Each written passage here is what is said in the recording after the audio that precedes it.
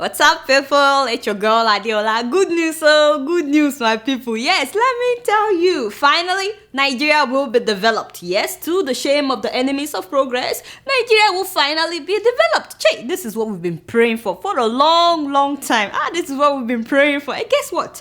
Nigerian officials have announced last week that it is now time to develop Nigeria. And to do that, they've decided to borrow $9 billion only between now and next year. Trust me, by next year, in fact, latest by 2015, you guys will be amazed by the transformation that you will see in Nigeria. I mean, if you read the article very well, they've assured us that this money will be used for infrastructure development, so all our roads will become highways, no more byways and lowways. No. They will all look like this. Yeah. No more power failure. In fact, you can start giving away your generators right now because electricity will suddenly become constant K. You get what I'm saying? They said that the money that they are borrowing will be used to develop our agriculture sector. We're talking about mechanized farming, more factories that will be processing our farm produce, our cocoa, groundnut, all those good stuff, no more rice importation. I beg, enough is enough. And the best part of this transformation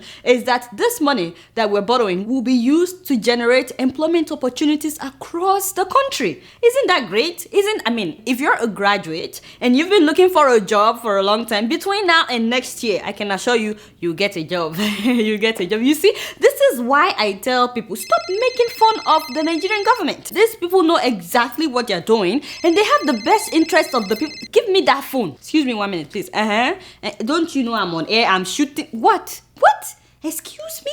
Hey, I'm live right now. Yes, thank you for this information. I'll call you later. Kai, my people, we have a problem. I just got a call telling me that this money that the government is borrowing, that they have a 10-year moratorium over it. That means for the next 10 years, they don't have to pay anything. A legally authorized period of delay in the payment of debt, 10 years moratorium, which means by then, Jonathan will no longer be the president. And then after the 10 years, they have up to 40 years repayment period. So they have like 50 years to pay the money back. 50 years. Do you know what that means? All of them, that are borrowing this money, they will all be gone. You get what I'm saying? In the next 50 years, they will be gone. So if they are gone, who do you think will pay the debt?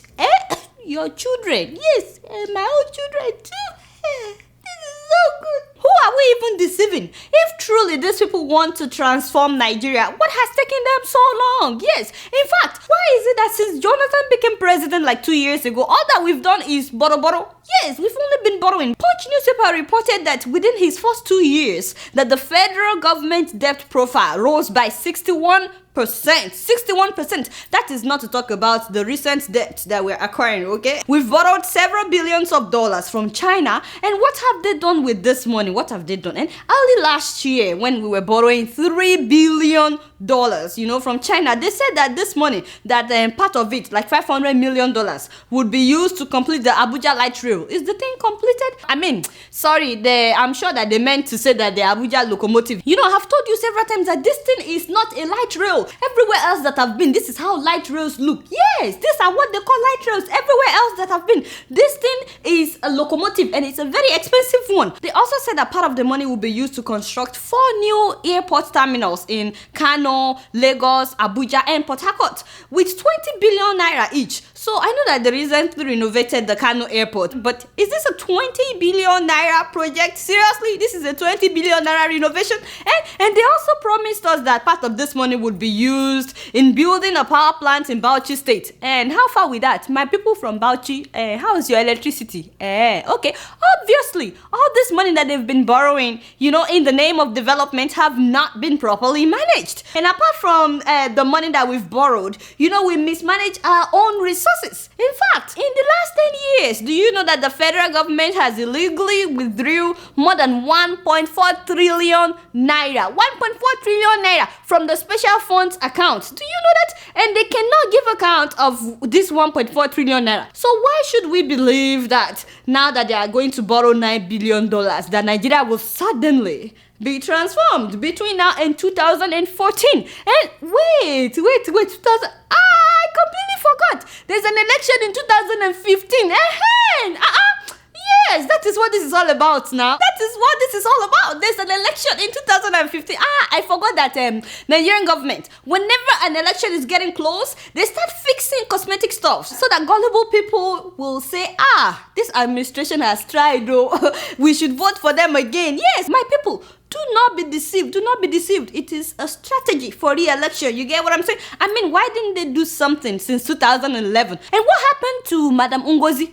Ngozi Okonjo-Iweala? What happened? She was the one that was paying our national debt during Obasanjo's administration. Remember, she was like, debt is bad though. Debt is not good for the country. We need to pay all our debt. She was paying debt. Now she's the one lobbying for us to get into more debt. I'm like really, really confused right now. I'm confused, Madam Ngozi. Which one exactly? Which one did they do now? As an oil producing country, we shouldn't be borrowing money to develop our country, should we? By the way, I heard that the government recently paid like $40 million to an Israeli company to monitor online communications among Nigerians. I'm like, what? Did you guys hear about that?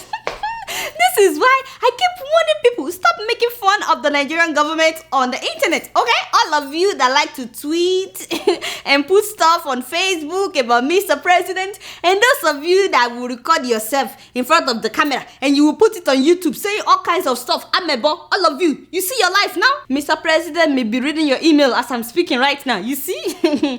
What, are you not afraid? You're not afraid? My people, I trust Nigerians. They're not afraid. No shaking at all. You know, we've had enough now. I mean, when you've had enough, no more shaking. But you know, to be fair, a lot of governments do this. But most of these countries, they usually would have taken care of basic amenities. You get what I'm saying? In their country, before they start collecting data from their citizens online, they have taken care of basic amenities. They have good roads. You get what I'm saying? Not just that. Why are we paying Israel to monitor our communication? And who is monitoring Israel's communication?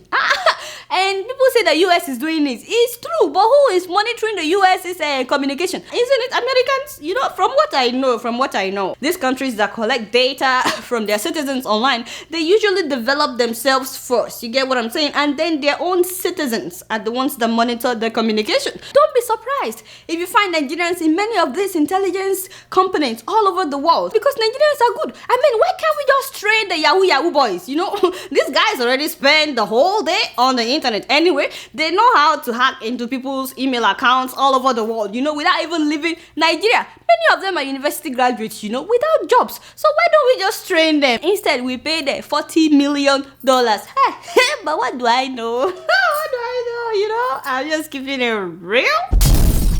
Ghanaian doctors have been on strike for like 3 weeks now. Do you know? It's because the government moved them onto the single spine salary structure with everybody else. You get what I'm saying? And that messed up their salary rate. Their salary is not like it used to be, and it reduced their pension. So for months now, these doctors have been asking that the government in Ghana pay them what was agreed on before the single spine salary structure was implemented, and that they should also pay them their arrears. I'm getting a lot of mixed reactions though from Ghanaians, especially now that the government has announced that it's ready to bring in doctors from Cuba to replace the Ghanaian doctors. So a lot of Ghanaians are saying that what the government did was right. Yes, that they said that these doctors are just trying to embarrass this new president, that it suits them well if they bring in foreign doctors, you know?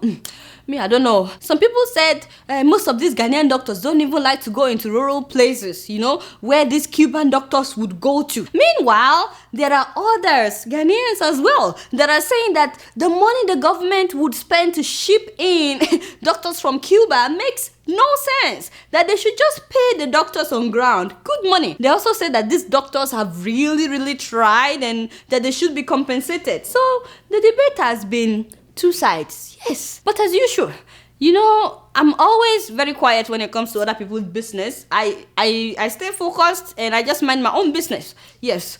So I was minding my business the other day when I heard that outgoing members of parliament in Ghana were being paid a farewell amount of $100,000 each. 100,000. I said, yay, farewell pay. 100,000 for what? I mean, no offense, but what exactly do these MPs do? What exactly do they do? This is ridiculous. Not long ago, the government approved for each one of them of car loans. Why won't the doctors get upset? These doctors save lives every day. You don't think that they should be well treated? They go to work both day and night. First of all, these MPs that we are talking about, they get paid more than $7,000 per month. On top of that, their sitting allowance is between $150,000 to $200,000 per year if they are on 3 or 4 committees of parliament. And they also get housing allowance of about $40,000, and they get car loans like $50,000.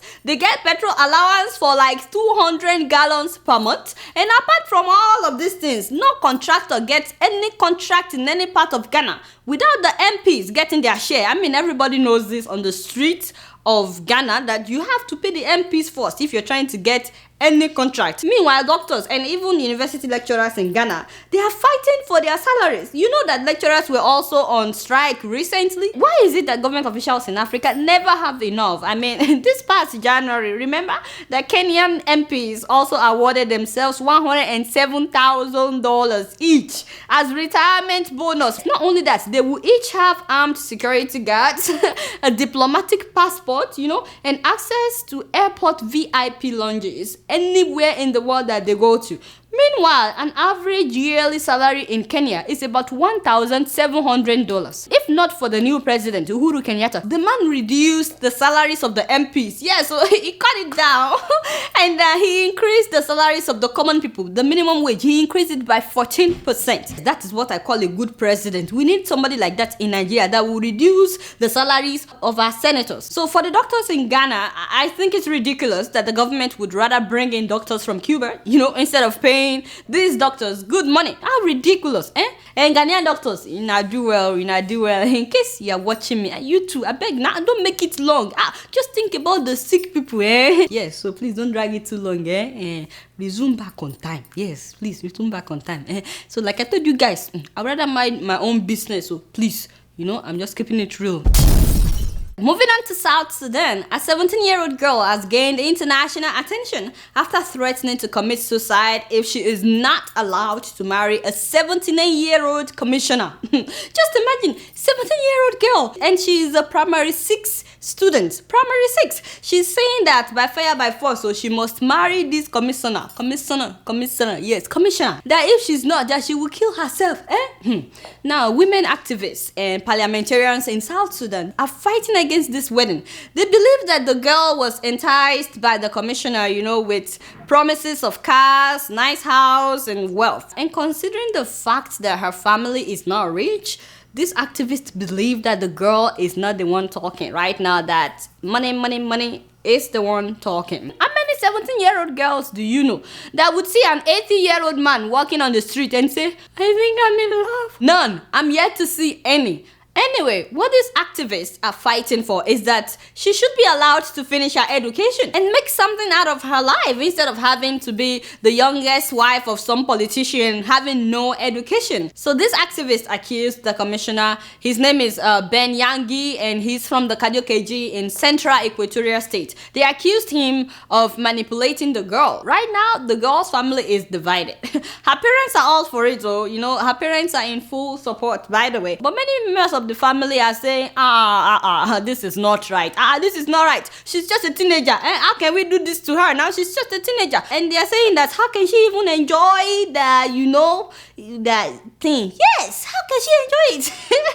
But then, as soon as the commissioner came and paid the dowry to the family members, do you know that many of those family members switched sides? Immediately, they switched sides. They were like, this is okay, this is right, this is the right thing to do. She will grow into it. But there are still some family members who are like, no, we're not buying this. This is not right. So that's still going on in her family. Apparently, this is how some families in South Sudan get themselves out of poverty, by offering their young daughters to rich politicians in marriage. Meanwhile, the country's Child Act of 2008 considers those below the age of 18 as children, not adults. So technically, if she gets married, it's like a child getting married.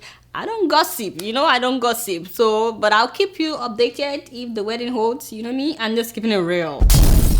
So the other day I was getting in the train, going home. And I had some people, like 2 white girls, talking about how some people were busted for doing like yahoo business. Yes, right here in America. So I pretended to be reading. You know, I had this book in my hand. I pretended that I was reading, but I was really listening to what they were saying. They said that these guys were running multi-million dollars credit card fraud business right here in America. Imagine they would steal people's credit card information and identities, and then they are able to buy expensive items in the names of those people, you know, like electronic stuff and a lot of expensive things. And then they will sell those things so that they can have cash. You get what I'm saying? Millions of dollars. Hello? And what do they spend the money on? They were spending the money on expensive cars, on jewelries, on things that don't even make sense. So when I had these Oyinbo people talking about this, you know, as a Nigerian,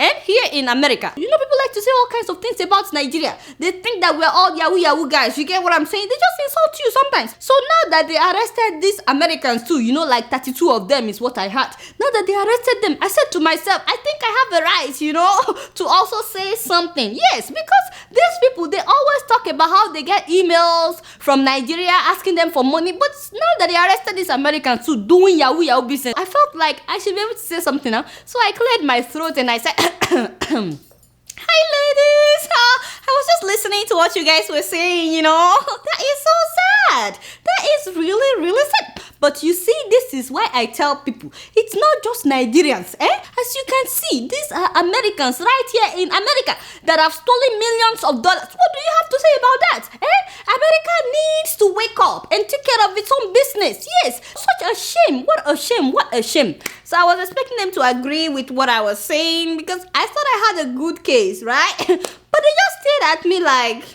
And then one of them handed me the story because it's in the newspaper, right? So they handed me the story in the newspaper and she said, actually, they were Nigerians. I said, what? They're Nigerians? She said, yeah. I looked at the paper. I saw Nigerian names. You know, I saw Bi Kidude, I saw Biodu, I saw Idris. I said, I knew it. I knew it. I knew that they would be Nigerians. She said, are you from Nigeria? I was like, girl, me? Come on, girl. Me from Nigeria, please. Yes, I am from Nigeria. And then I was like trying to tell her, you know, actually, it's not everyone from Nigeria. You know, she was like, I know. I have a Nigerian boyfriend and he's the best thing that has ever happened to me. I was like, good, nice to meet you. Immediately, I got up. I got up at that stop. I don't even know where I was. As soon as the train stopped, I got up. I said, just imagine. What an embarrassment. What an embarrassment. My people, why do we have to keep doing things like this even after we get outside Nigeria? I mean, don't you see that this is giving us bad rapport? Please. I mean, there are so many other Nigerians that are doing great things abroad, making us proud. So many Nigerian doctors, Nigerian nurses, Nigerian scientists, Nigerian professors, Nigerian this, Nigerian that, Nigerian business owners. There are so many Nigerians that are making us proud. But why is it that some have decided they just want to shame the rest of us? Why? Now I beg, my brothers and sisters. Yes, I know that it's not easy to make ends meet in America, but this is not Nigeria where you can get away with crime so easily. Please think about your mother in your village, the one that you left behind. How would she feel? And you already made it to America. That is an opportunity. Make the best of it, please. Seriously, I'm just keeping it real. Moving on to Tanzania, a legend passed away this month in person of Bi Kidude, the undisputed queen of Taarab and Unyago music. Her real name was Fatuma Binti Baraka, but she is popularly known as Bi Kidude. The grand old lady of Taarab, as she was popularly known, carved a major effect on the music and culture of Zanzibar. She sang in Arabic, she sang in Swahili, she influenced the evolution of Taarab, you know, a music style that originated in Egypt. And you know what? Even at the age of about 100, this woman was still singing. She kept singing until she died. And she was exceptional in promoting the country's identity wherever she went. She's also known for her stand and lectures against sexual abuse and oppression of women. In 2005, she received the prestigious Womex Award. In 2011, she was nominated for the Best Collaboration at the Kilimanjaro Music Awards. In 2012, she was awarded the All-Time Sports and Culture Award. She passed away on April 17th and she remains a legend. May her soul rest in peace. Before I leave today, I want you guys to hear a song by Bi Kidude. She was about 100 years old in this video.